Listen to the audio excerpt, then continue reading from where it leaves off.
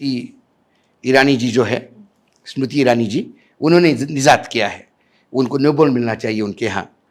3 मई को आग लगी, 4 मई को वो घिनौना कांड हुआ, 29 जून को राहुल गांधी मणिपुर जाते हैं क्योंकि कोई नहीं जा रहा है।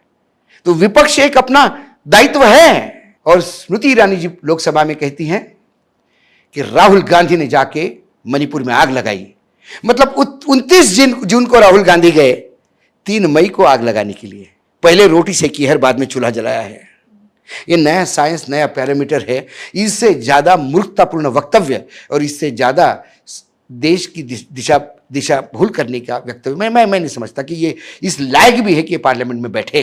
जिसके बाद राहुल गांधी का एक वीडियो सामने आता है जहां राहुल गांधी कहते हैं कि आरएसएस और भारतीय जनता पार्टी की जो विचारधारा है उसके चलते मणिपुर आज जल रहा है। यकीनन उसमें पूरा सत्यता नहीं है, लेकिन वो भी एक कारण है क्योंकि मैतेई जो बहुल समाज है वहाँ पे, जो 55% से ज़्यादा लोग हैं, वो कहीं ना कहीं वैष्णव मानते हैं अपने आप से, हिंदुत्व से जुड़ते हैं।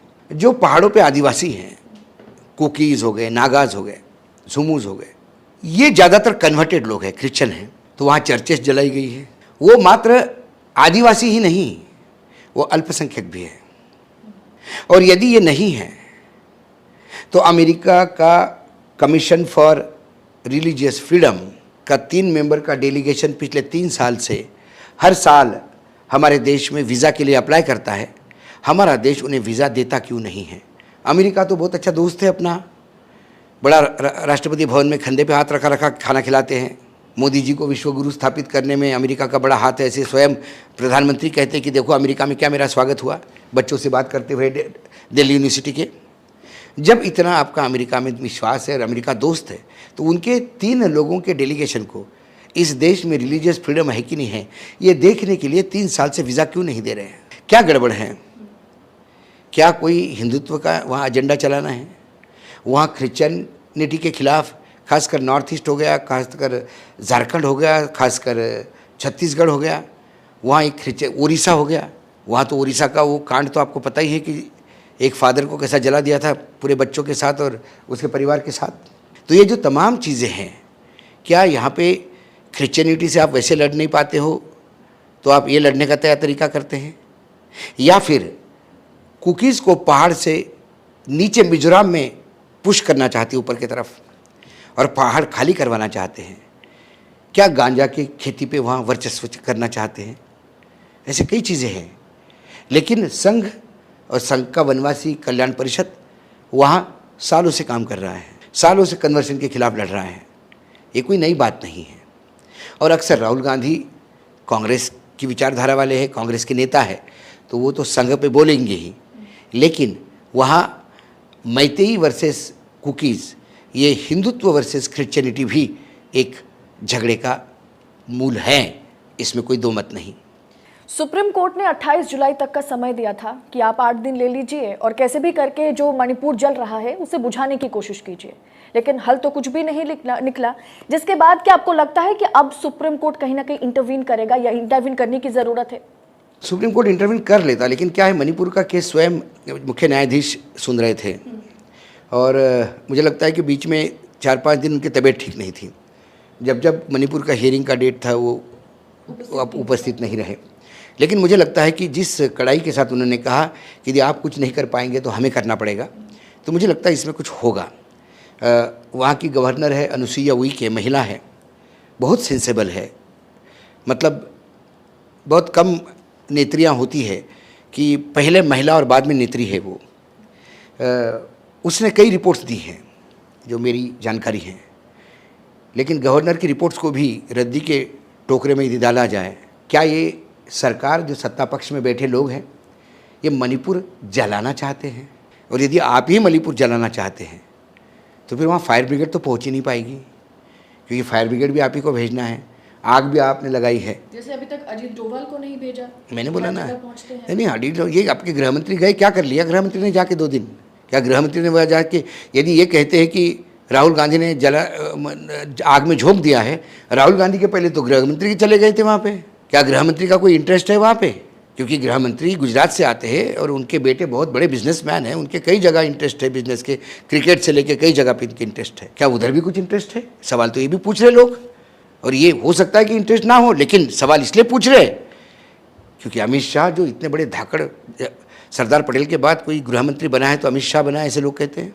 वो जाते हैं, 6,000 से ज़्यादा हथियार लूटे गए हैं, 60,30-35 हज़ार बुलेट चोरी हुई है, लूटी गई है, उनमें से मात्र 116 हथियार वापस आते हैं। क्या वहाँ के लोगों को LMG AK सीरीज़ की राइफलें, असॉल्ट राइफलें चलाने का ज्ञान है, या उनको हथियार लुटवा के ट्रेनिंग दिया गया है? ये क्या है? ये कैसा हो रहा है? मेरा दूसरा जो सवाल रहेगा थोड़ा सा इस मुद्दे से हटके, वो है राहुल गांधी, क्योंकि कहीं ना कहीं 2024 के लिए बहुत ही एक महत्वपूर्ण नाम बन चुका है राहुल गांधी। तो राहुल गांधी पर मोदी सरनेम मामले पर 4 अगस्त को सुनवाई होगी, लेकिन उससे पहले एक और मामला उन पर थोपने की कोशिश की जा रही है और उसके तहत पोक्सो एक्ट लगाने की भी कोशिश हो रही है। क्या आपको लगता है कि ये एक सोची समझी साजिश है? मुझे लगता है साजिश है, लेकिन ये साजिश कामयाब नहीं होगी। इस देश में न्यायपालिका है, आप लोअर कोर्ट्स को इन्फ्लुएंस कर सकते हैं, हाई कोर्ट को कुछ हद तक अपने कब्जे में ले सकते हैं, लेकिन बाय एंड लार्ज हमने देखा बोबड़े जी के समय जब सर्वोच्च न्यायालय ढुलमुल हो रहा था, तो हमारे देश के उच्च न्यायालय हर राज्य के, चाहे बेंगलोर हो, चाहे चेन्नई हो, चाहे अहमदाबाद हो, तब इवन गुजरात न्यायालय, बिहार न्यायालय, अपना उत्तर प्रदेश के उच्च न्यायालय ने कई बार ऐसे लैंडमार्क जजमेंट दिए हैं कि जो लगे लोगों को कि विश्वास हमारा है। ठीक है, आपकी मर्ज़ी है, आप मात्र मोदी जी के नाम को किसी ने गलती से बोल दिया तो आपने उसको प्लेन से उतार लिया, आसाम में उसके ऊपर FIR दर्ज हुई। और दूसरी ओर आप ये देखिए, एक भिड़े करके एक हमारे यहाँ महाराष्ट्र में एक सज्जन है, वो आए दिन महात्मा गांधी के पिताजी के ऊपर लांछन लगाते रहते हैं। वो महात्मा गांधी के पिताजी को पिताजी मानते ही नहीं, वो बोलते कि महात्मा गांधी किसी मुसलमान की औलाद है। ये वक्तव्य वो खुलेआम देते हैं और उनके खिलाफ FIR तक दर्ज नहीं होती महाराष्ट्र गवर्नमेंट में। वो तो है, वो तो क्योंकि ब्रिजभूषण को देख रहे हैं हम, उस महिला के खिलाफ जो महात्मा गांधी के हत्यारों को अपना रोल मॉडल मानती हैं, उस पर ऊपर FIR दर्ज नहीं होती। मतलब नरेंद्र मोदी अब महात्मा गांधी से भी बड़े हो गए। महात्मा गांधी के पिता को लेके कोई कुछ भी अनबन बोल दे तो किसी को बुरा नहीं लगता। मोदी जी के पिताजी का नाम गलत लेने पे आसाम में इतना दर्द हो गया कि वहाँ FIR हो गया, और आसाम में तो सब क्राइम जीरो है, वहाँ पे पुलिस खाली बैठी हुई थी। तुरंत मुख्यमंत्री ने कहा कि जाओ 1000 किलोमीटर जाओ, फ्लाइट से जाओ भाई, हमारे यहाँ ये पहला क्राइम रजिस्टर हुआ है, FIR दर्ज हुई है, नहीं तो आसाम शांत है बिल्कुल। वो पुलिस भागी भागी आई, वो प्लेन में बैठे थे सज्जन, प्लेन से उतारा गया उनको, फिर सर्वोच्च न्यायालय ने तुरंत उनको जमानत दे दी। तो ये लोगों को दिखता है, लोग इस देश के अशिक्षित हो सकते, मूर्ख नहीं। मेरा जो अगला सवाल आपके लिए रहेगा, सत्यपाल मलिक का एक बयान आया जहां उन्होंने कहा कि भारतीय जनता पार्टी या खासकर मोदी जी का बात की जाए तो मोदी जी इस बार चुनाव जीत नहीं सकते अनलेस अंटिल अगर वो कुछ ऐसा ना कर दे जहां पर या तो भाजपा के किसी बड़े नेता की हत्या हो सकती है। ये टिप्पणी इस वक्त सोशल मीडिया पर ट्रेंड कर रहा है, इस पर आपकी क्या राय होगी? सत्यपाल मलिक ने जो कहा उसके पहले ऑर्गेनाइजर करके जो संघ का मुखपत्र है, अंग्रेजी में आता है, उसमें एक लेख में कहा गया था कि अब मोदी ब्रांड भी नहीं चल रहा है और हिंदुत्व का कार्ड भी नहीं चल रहा है। वही बात सत्यपाल मलिक ने दूसरे शब्दों में कही कि मोदी अपने बलबूते पे अब चुनाव जीत नहीं पाते, हिंदुत्व का कार्ड नहीं चल रहा है। पुलवामा बार बार किया नहीं जा सकता, क्योंकि पुलवामा पिछली बार आपने होने दिया या करवाया गया, जो भी है वो भी नग्न सत्य सामने आया जनता के। अब कहीं ना कहीं लोगों के दिल में दर्द है कि 47 सैनिक हमारे मरने दिए गए या मारे गए, जो भी है। उसके बाद उन्होंने कहा कि एक हत्या हो सकती है। सत्यपाल मलिक ने कहा किसी बड़े नेता की बड़े हो सकती है, और राम मंदिर में ब्लास्ट भी कराया जा सकता है, कुछ भी हो सकता है। चुनाव जो हमारे यहाँ यदि सत्यपाल मलिक जो राज्यपाल है, जम्मू कश्मीर के तत्कालीन राज्यपाल जिनके समय ये पुलवामा हुआ था, यदि उनके दिए हुए वक्तव्य को, उनके वक्तव्य से तो ये लगता है कि पुलवामा होने दिया गया, भले करवाया नहीं गया हो, होने दिया गया। तो यदि 47 लोगों को अपनी राजनीति रोटी सेकने के लिए शहादत के ओर ढकेला जा सकता है, तो करने के लिए तो कुछ भी किया जा सकता है।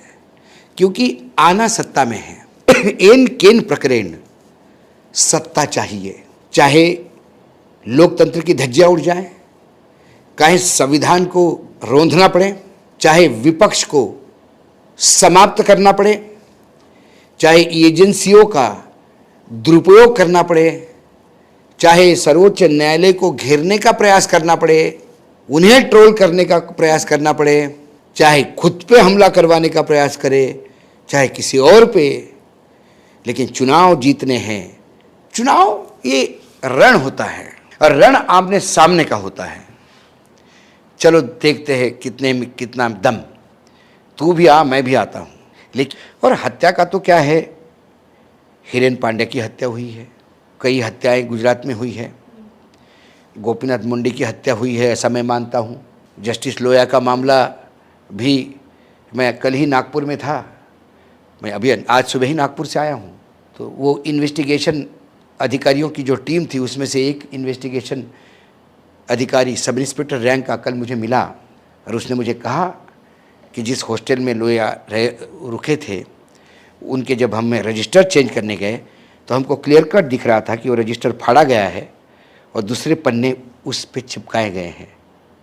ये हम देख सकते थे। लोया के मृत्यु को लेके बहुत सारी चीज़ें हैं और जब ये होता है, ये धुआं ऐसा ही निकलता नहीं, कहीं ना कहीं चिंगारी होनी चाहिए। तो सत्यपाल मलिक ने बहुत बड़ा ब्रॉड कैनवास खींचा, यहाँ से यहाँ तक हो सकता है। हाँ, 2024 बहुत बहुत डिफ़िकल्ट हो गया है, दिन ब दिन डिफ़िकल्ट होते जा रहा है, रोज साख गिरती हुई दिखाई दे रही है। इनको बताने के लिए कुछ नहीं है। आदरणीय अमित शाह जी कल इंदौर में थे, उन्होंने इंदौर में भी जो भाषण दिया वो मौनी बाबा वर्सेस मोदी जी ये भाषण दिया। वो बार बार इंदिरा जी की इमरजेंसी की बात करते हैं, जवाहरलाल नेहरू और चाइना के वॉर की बात करते हैं, लेकिन बांग्लादेश की बात नहीं करते, प्राइवेटाइजेशन नेशनलाइजेशन ऑफ बैंक की बात नहीं करते, विस्फोट एटॉमिक विस्फोट की बात नहीं करते। झूठ बोलते हैं कि हम हर साल IIM और IIT बनाते हैं, पिछले 5 साल में कुछ बनाया ही नहीं है। जब झूठ ही बोलना है, हड्ड ही नहीं है जबान में, तो बोले जाओ। अरे लोग, आप समझते हो इतने मूर्ख नहीं हैं, लोग हंस रहे हैं आपको। अब आपकी मन की बात लोगों के लिए एंटरटेनमेंट एपिसोड हो गया है।